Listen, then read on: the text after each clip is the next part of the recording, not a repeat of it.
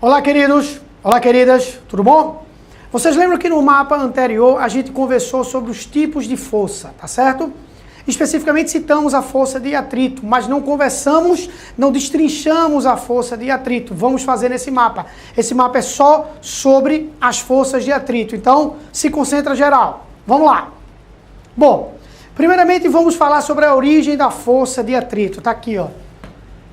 Origem essa que vários dos seus concorrentes não vão saber, por isso vão errar na hora da prova. As origens da força ou das forças de atrito são duas. Ela pode ter origem eletromagnética e ou origem mecânica. Algumas pessoas acham que ela só tem origem mecânica, que ela só tem origem nas imperfeições entre os corpos que estarão em contato. Negativo. Ela também pode ter origem eletromagnética, tá? Como consequência das forças intermoleculares entre os corpos que estão em contato.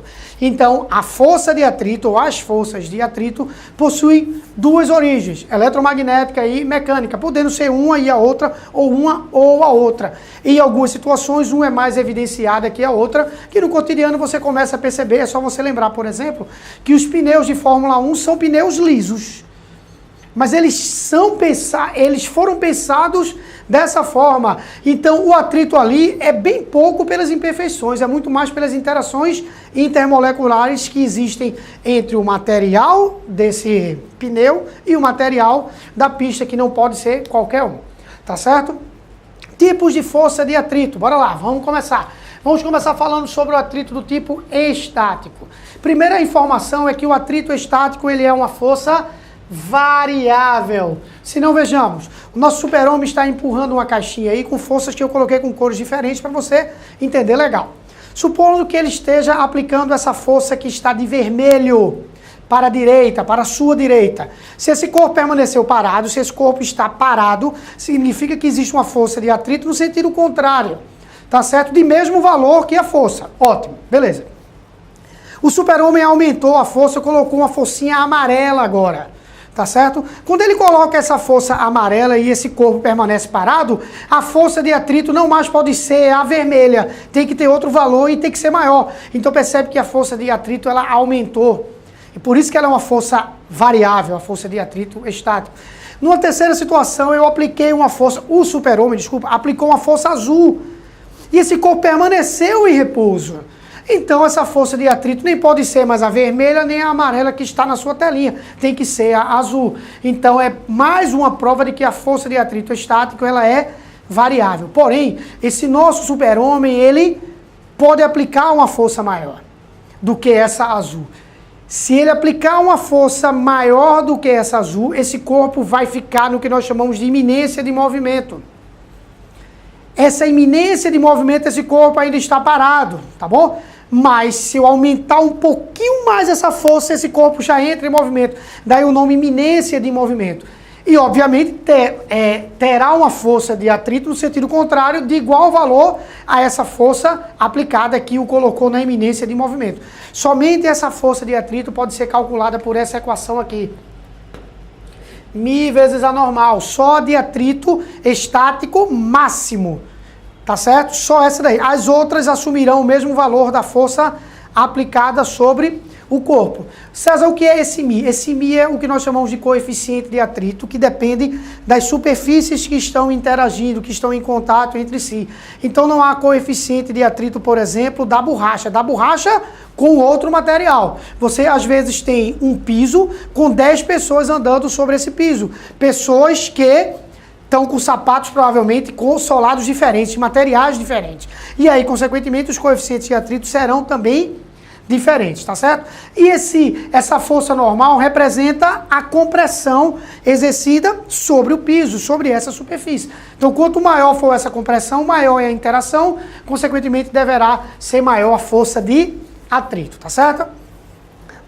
Ótimo aí, beleza? Então segue. Bom, vamos supor agora que essa força é maior do que a força que o colocou na iminência de movimento. Então, obviamente, esse corpo vai entrar em movimento. Na hora que esse corpo entra em movimento, você estará diante agora da força de atrito cinético, ou cinética, ou dinâmico, tá? Nesse momento, a força aplicada no corpo é maior do que a força de atrito. Tá certo? Então o corpo entrou em movimento.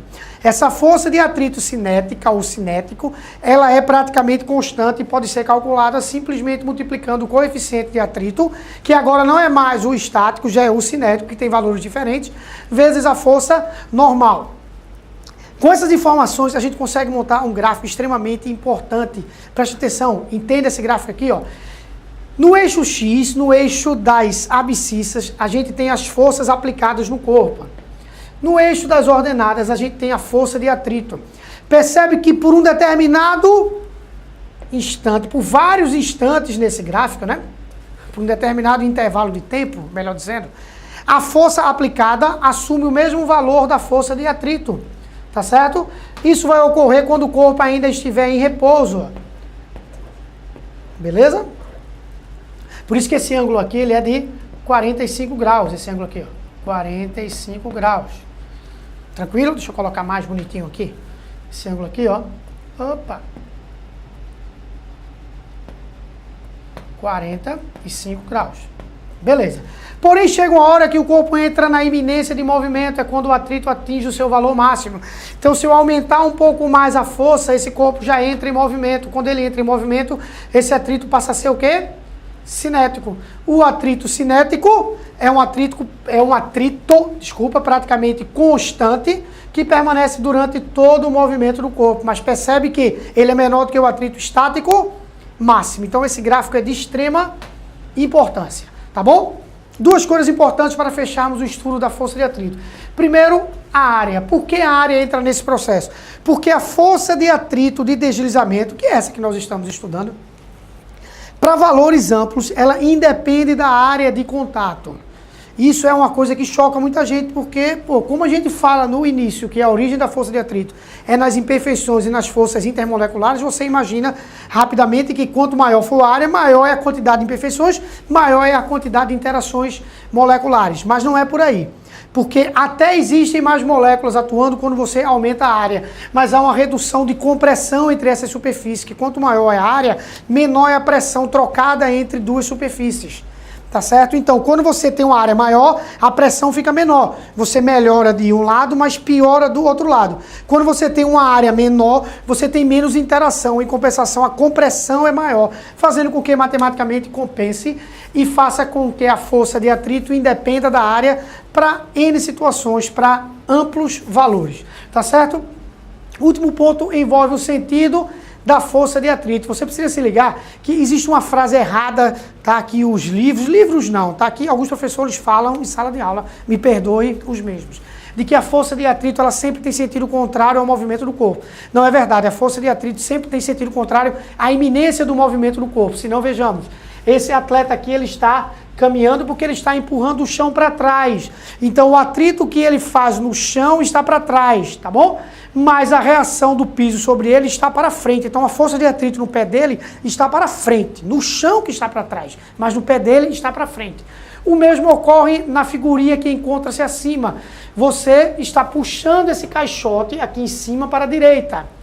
Tá certo? Esse caixote, por estar em contato com o corpo de baixo e ter um atrito, ele vai aplicar uma força para a direita também, empurrando o carrinho. E o carrinho reage para a esquerda. Então veja que o atrito no carrinho está no sentido do movimento dele. Tá certo? Então é errada essa frase de que a força de atrito sempre tem sentido contrário ao do movimento. Retorna aqui para mim. César, então qual é a frase certa? É assim: a força de atrito sempre tem sentido contrário à da iminência de movimento. Sacou? Quando eu estou tentando caminhar, eu empurro o chão para trás, então meu pé tende a ir para trás e o atrito sobre meus pés está para frente. Pô, aí tá certo. Sentido contrário à iminência de movimento. Fechou? Entendeu? Legal? Copiou? Então, estuda para assistir o nosso próximo mapinha, tá bom? Aquele abraço. Tchau, tchau.